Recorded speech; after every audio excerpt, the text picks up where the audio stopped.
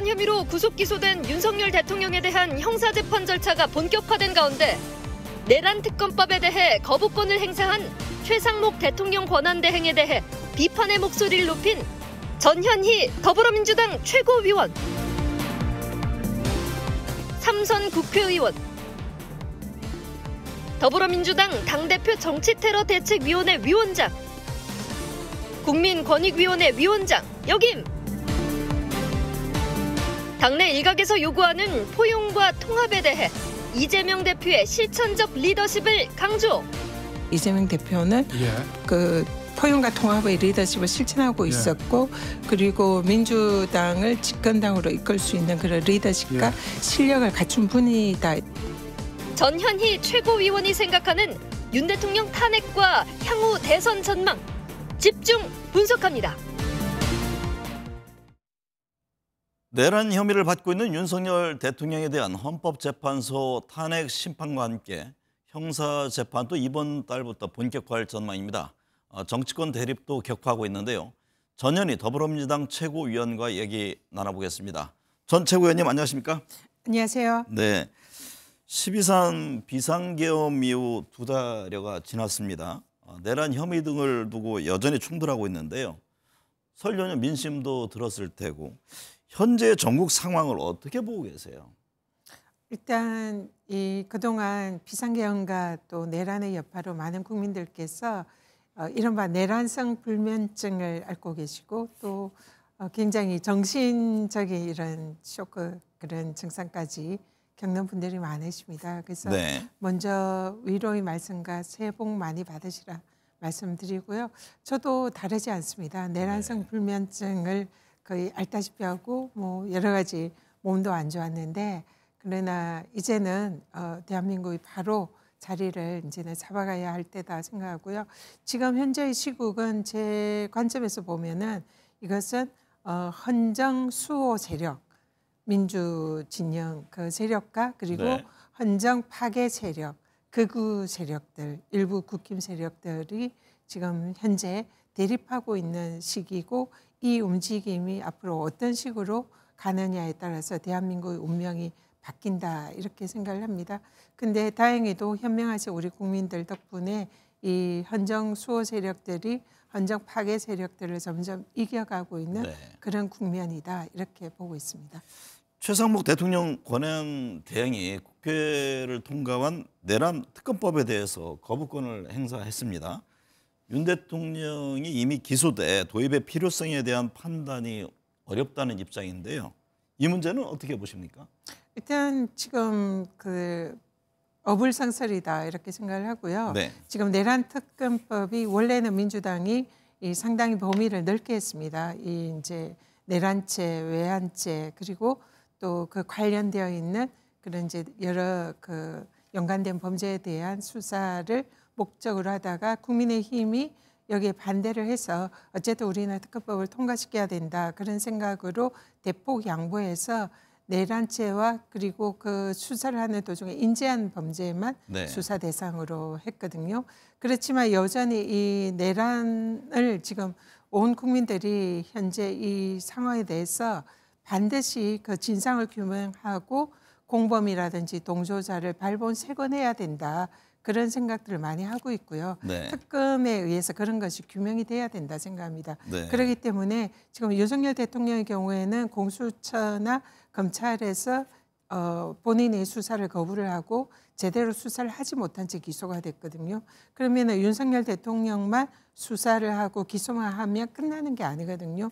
거기에 내란에 이르기까지 실질적으로 물론 이제 군의 사령관들도 뭐 수사하고 기소는 되어 있지만 그 외에도 뭐 대통령실이라든지 국무위원이라든지 경호처라든지 그리고 또 다양한 이런 극우 세력들과 관련되어 있는 내란의 그 진상이 규명이 되고 공범들을 반드시 발본색원해서 다시 이런 일이 없도록 하는 것이 특검의 목적이거든요.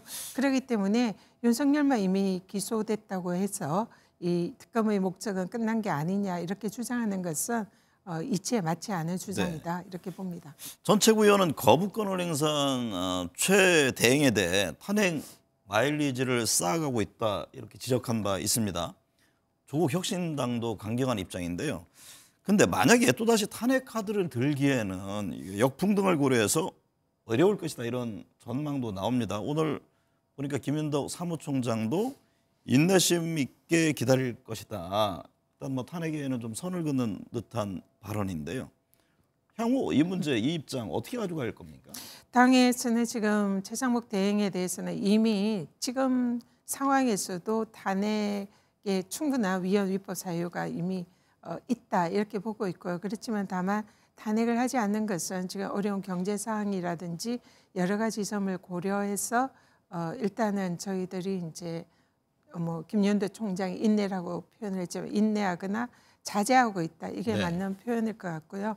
근데 지금 이미 최상목 대행은 지금 헌법기관을 구성하는 그 헌법재판관이라든지 또 국회에서 인사청문회에 통과된 대법관이라든지를 임명을 하지 않고 있습니다. 이거는 위헌이다 이렇게 저희들은 보고 있고요. 또 상설특검의 경우에는 특검법이 통과되면 지체 없이 특검을 추천 의뢰해야 되는데 이 의무도 이행하지 않아서 이미 부작위에 관련된 직무유기죄로 네. 고발 조치도 된 바가 있습니다. 네. 그래서 이미 위헌 위법 사항인데 또 여기에 지금 특검법이나 거부권 행사도 지금 한덕수 그 총리 전 권한대행보다 더 많이 지금 거부권을 행사를 했거든요.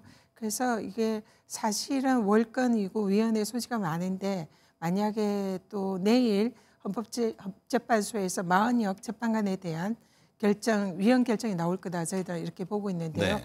그때도 마흔역 재판관에 대해서 임명하지 않을 거다 네. 이런 이제 지금 언론 보도들이 있는데 그런 경우라면은 제 개인적으로는 이것은 더 이상 저희들이 인내를 할 수 없는 수준까지 이르지 않나 이렇게 보고요. 이 경우에는 원칙적인 대응을 할 필요가 있다. 이런 개인적인 생각을 합니다. 지켜보겠다 그런 네, 입장이신 거군요. 윤 대통령에 대한 헌법재판소 탄핵 심판이 진행 중인 가운데 재판부가 배당돼서 형사재판도 이제 본격화할 것으로 보입니다. 헌재 결정 언제쯤 어떻게 날 것으로 예상하십니까? 지금 예측으로는 2월 말이나 3월 초순 정도에는 결정이 나지 않을까 네. 그렇게 이제 생각을 합니다. 근데 변수는 지금 윤석열 대통령 측 변호인 측에서 계속적으로 좀 시간을 끄는 그리고 뭐 증인을 추가 신청한다든지 이런 이제 모습을 보이고 있어서 헌재에서 이것을 만약에 좀 받아주면 조금 더 시간은 늘어날 수 있다. 그렇지만 늦어도 3월 중순까지는 결론이 나지 않을까 네. 이렇게 생각을 합니다. 여권 등에서 헌법재판소 재판관 개인에 대한 정치적 성향을 문제 삼고 있습니다. 이에 대해서 헌재가 탄핵 심판 본질을 왜곡하지 말라고 경고를 했는데요. 여권의 이 같은 주장은 향후 헌재 결과에 대한 불복까지 염두에 둔 움직임으로 보세요?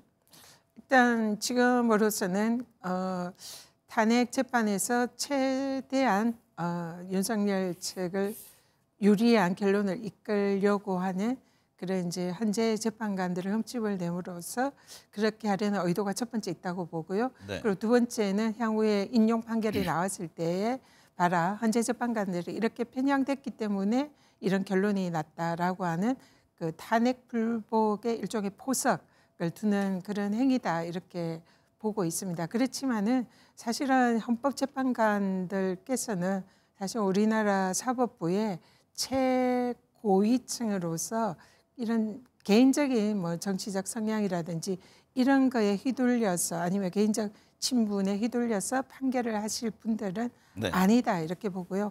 그렇다라고 주장하는 것은 사법부에 대한 또 모욕이다, 모독이다 이렇게 보고요.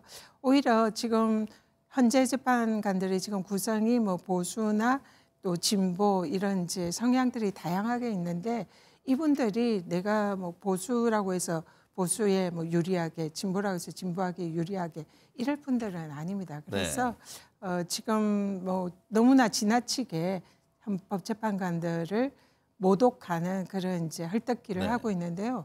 제가 이 말씀을 또 드리고 있습니다. 그러면 지금 윤석열 대통령이 직접 임명한 재판관도 계시잖아요. 네. 정혁식 재판관의 경우에 윤석열 대통령이 탄핵 표결 직전에 그 재판관의 처형을 진화희 진실화해위원회 장관급 위원장으로 임명을 했어요. 이거는 대통령으로서는 아마 이 헌법재판 탄핵 재판이 있을 걸 예정하고 영향을 미치겠다는 의도라고 이렇게 추정이 되는데요. 네. 그런 것에 대해서는 한 말씀도 안 하고 있습니다. 국민의힘.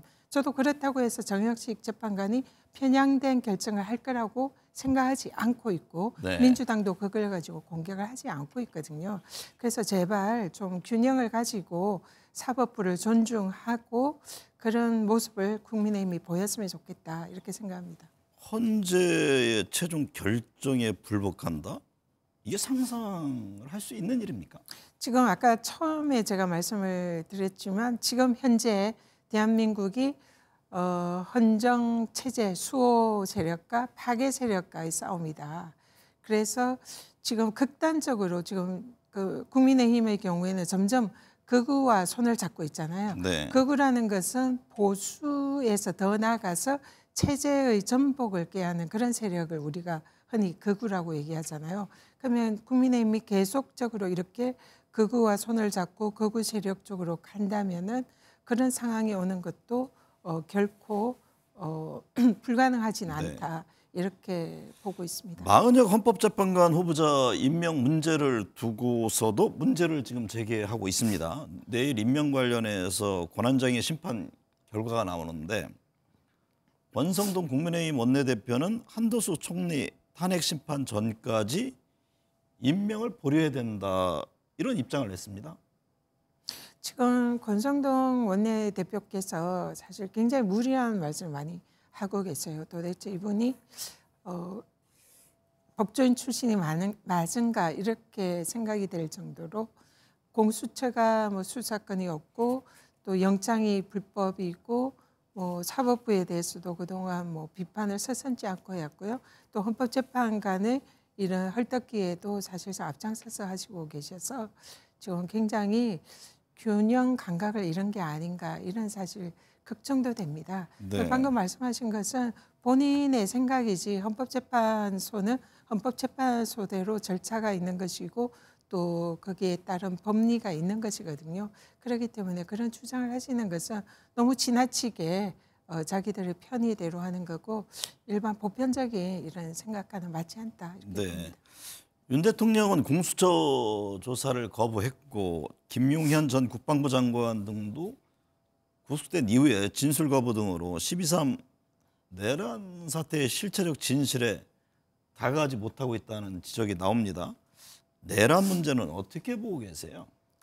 일단 비상계엄 선포와 그 이후에 일련의 행위를 이제 우리가 내란으로 보고 있잖아요. 근데 이 내란죄에 대해서는 이미 대법원 판결이라든지 형법 규정이나 이런 게 아주 명확합니다. 네. 그래서 지금 형법의 규정에 따르면은 이 국권 침탈의 문란의 목적으로 폭동을 일으킨 그런 행위를 내란으로 보고 있고요. 국권 문란의 정의가 또 형법에 있습니다.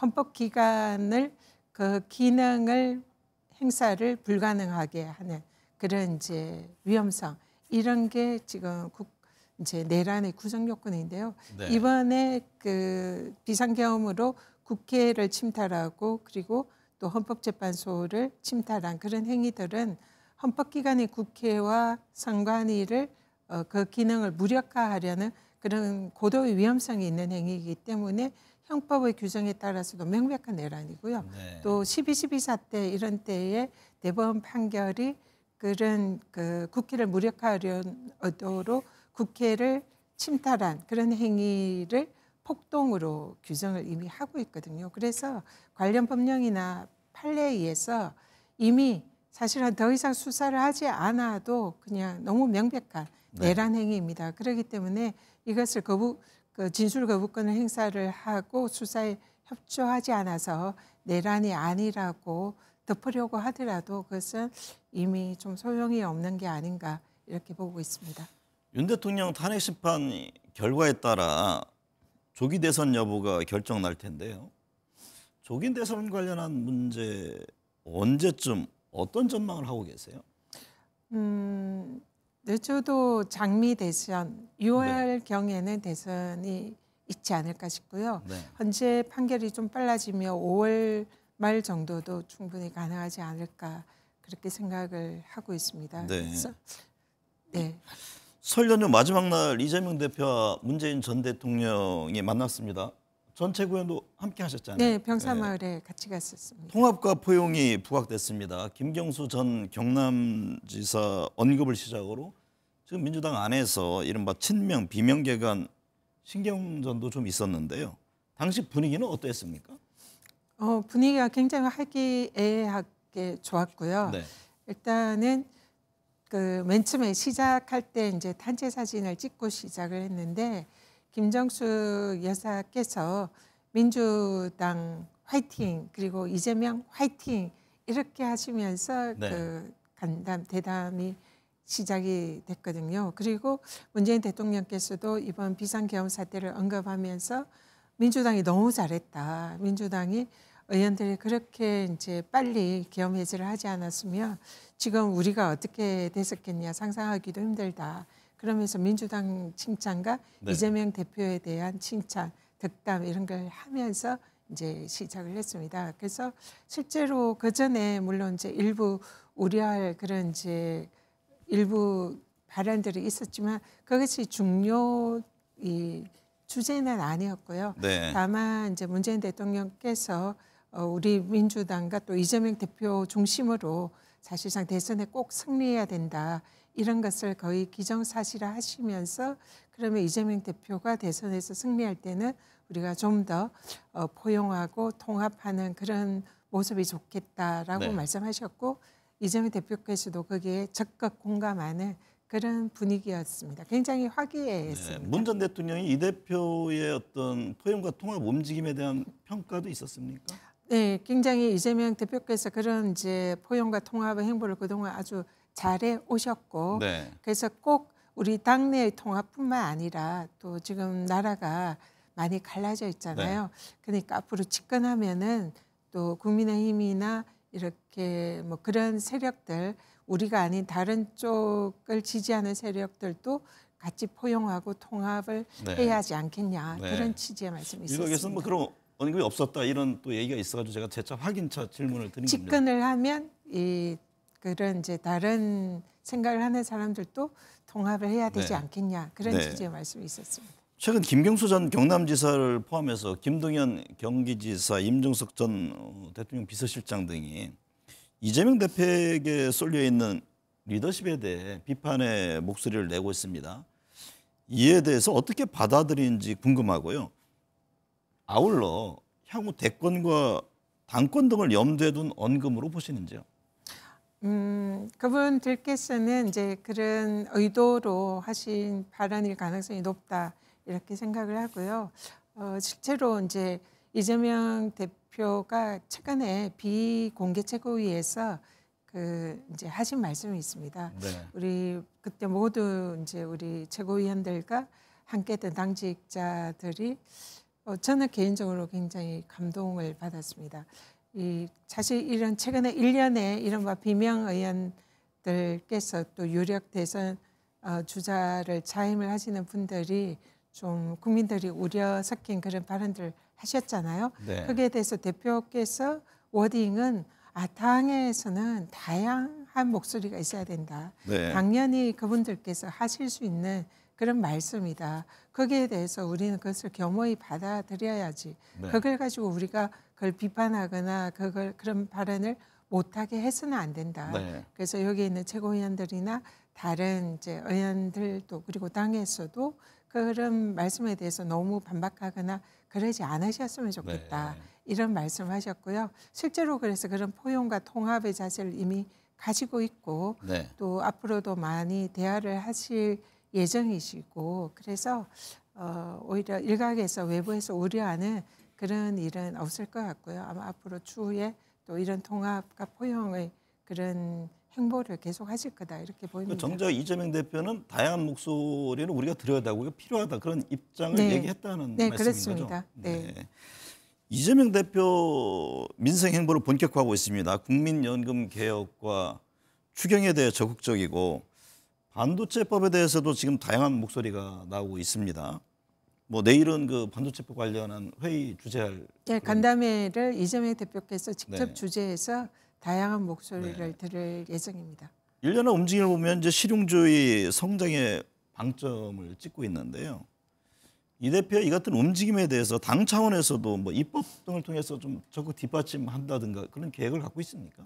당연히 뒷받침을 해야 되고요. 그렇게 준비를 하고 있습니다. 네. 그리고 이재명 대표께서 최근에 이제 이른바 실용주의 이런 노선을 많이 걷고 있는데 제가 옆에서 그동안 함께한 모습은 이재명 대표가 바뀐 게 아니라 원래 그러신 것 같습니다. 네. 그래서 성남시장부터 경기지사부터 지금 이제 민주당 대표 시절 앞으로 차기의 유리한 대권 주자 행보를 하시는 그 와중에서도 이재명 대표라는 분이 이 경제를 우선시하고 이 국민들의 먹고 사는 문제, 네. 이 부분이 우리 정치권이 해야 할 가장 중요한 문제다. 이런 생각을 늘 하고 계시고요. 네. 그래서 최근에 이른바 실용주의 행보라는 최근에 이제 추경의 경우에도 민주당이 그 민생지원금이라든지 지역 사랑 화폐 네. 이런 부분에 민생지원금도 대해서 뭐 포기할 수도 네, 있다. 그런 걸 계속 입장이었죠. 민주당과 이재명 대표의 정책으로 추진을 했으나 그것이 만약에 걸림돌이 된다면 지금 당장 필요한 것은 추경인데 추경을 하는 것이 가장 우선이다. 그래서 민주당과 이재명 대표의 그런 중점적인 정책도 양보해서라도 추경을 하도록 하겠다. 이게 대표적인 실용주의 면모를 보이는 거다 생각하거든요. 네. 그래서 그런 모습으로 지금 경제에 대해서 국민들의 먹고 사는 문제를 걱정을 많이 하고 계시고 내일 AI 특별법 경우에도 네. 지금 이제 민주당이 정책위에서 그 반도체 특별법 특별법이, 네. 거기에 한 100조 가량 이렇게 국가에서 지원하는 이런 내용을 담고 있거든요. 그래서 이것은 이재명 대표가 직접 주재를 해서 이 반도체가 우리나라의 사실상 핵심 먹거리 산업인데 이것을 어떻게 국회나 이 정치가 지원을 할 것인가를 거기 핵심 문제 노동시간 문제잖아요. 네, 그 문제가 이제 내일 아마 논의가 될 거다 생각하는데요. 제 생각에는 그 부분도 어떤 이제 특정한 이념이나 이런 걸 주장하지 않고 현장에 따라서 유연한 또 판단을 할 수 있는 가능성도 있을 것 같다 그렇게 생각합니다. 조기 대선이 실시될 경우 구도는 어떻게 전망하십니까? 이재명 대표가 지금 여론조사에서는 압도적 1위를 유지하고 있는 가운데 지금 여야 잠룡들의 움직임도 활발한데요. 현 구도가 그대로 유지될까요? 일단은 지금 크게는 그 3자 구도가 되지 않을까. 네. 이준석 그 개혁신당 대표가 지금 이제 그 대선 캠프를 강남역 근처에 차렸다고 하잖아요. 네. 그러니까 본인이 뭐 마지막에 뭐 국민의힘이랑 단일화를 할지 알 수는 없으나 어쨌든 그런 이제 한 정당은 이미 후보가 이제 나왔고요. 그리고 국민의힘 경우에는 지금 여러 대선 후보들이 지금 이제 저요저요 하고 있는데 사실 이 부분은 좀 알 수가 없습니다. 최근에 김문수 장관이 그 거구 세력들의 지지를 바탕으로 지금 두각을 나타내고 있어서 과연 어떤 분이 이제 대선 후보가 될지 그 부분은 국민의힘에서 이제 알아서 할 문제인 것 같고요. 네. 민주당의 경우에는 저희들은 지금 제가 옆에서 개인적으로 본 이재명 대표는 정말 이분이 대통령을 하시면 우리나라가 국민들이 더 잘 살 수 있고 행복해질 수 있는 그런 시대를 열 수 있는 그런 정도의 리더십이 있다. 이렇게 저는 판단을 했습니다. 네. 그리고 그런 생각을 하는 분이 민주당의 대부분의 지지자들이고 그래서 이런 상황에서는 이재명 대표가 민주당의 후보가 되는 것은 거의 기정사실화되지 않나 이렇게 생각하고요.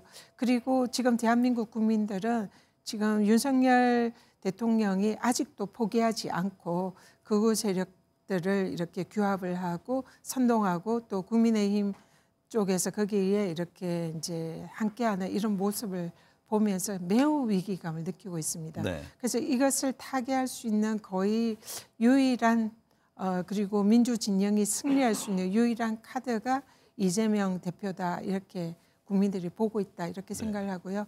그래서 이재명 대표를 잘 지키고 대선에 나가서 우리 민주진영이 승리할 수 있도록 하는 게 지금 굉장히 중요한 과제다 이렇게 보고 있습니다. 근데 최근 이제 지지율 흐름을 보면 박근혜 전 대통령 탄핵 국면과는 다릅니다. 서울 민심 뭐 들었을 텐데요. 현재 민주당의 핵심 과제는 무엇이라고 보세요? 박근혜 대통령 때는 그때는 좀 지금과는 달랐다 생각합니다. 그때 국민의힘에서는 근데 이제 일종의 국정농단이죠. 그냥 외부인에게 대통령의 권한을 이렇게 또 하게 한 그런 거에 대해서 실망 이런 게 많이 있었다고 생각하고요. 그래서 박근혜 대통령과 손절을 했고 그걸로 인해서 이제 국민의힘 입장에서는 다시 재집권을 하지 못했고 거기에 대한 일종의 탄핵 트라우마가 있었다 이렇게 생각을 하는데요. 그것 때문에 지금 이제 윤석열 대통령을 놓지 못하고 끝까지 지키고 비호하는 모습을 보인다 이렇게 보는데요. 사실은 굉장히 판단을 잘못했다 생각합니다. 네. 지금 그 윤석열 대통령과 박근혜 전 대통령은 비교할 수 있는 그런 수준이 아니다고 보거든요. 지금은 내란죄입니다. 네. 나라와 헌법을 파괴하고 지금 법치주의와 그 국민의힘 윤석열 대통령이 그렇게 좋아하던 자유민주주의를 무너뜨린 그런 헌정 파괴 세력이거든요. 네. 그래서 이런 지금 윤석열 대통령을 붙잡고 끝까지 가는 것은 지금 국민의힘으로서도 스스로 자신들의 자멸의 길로 가고 있다. 네. 이렇게 생각하고 있고요. 그래서 이 부분에 대해서는 국민의힘이 지금은 다시 한번 진정한 보수의 길을 밟는 그런 선택을 해야 하지 않나 그렇게 보고 있습니다. 설 민심은 탄핵 정국과 함께 먹고 살기 힘들다는 겁니다. 민생 경제에 더욱더 매진해야겠습니다. 오늘 함께해 주셔서 감사합니다. 고맙습니다.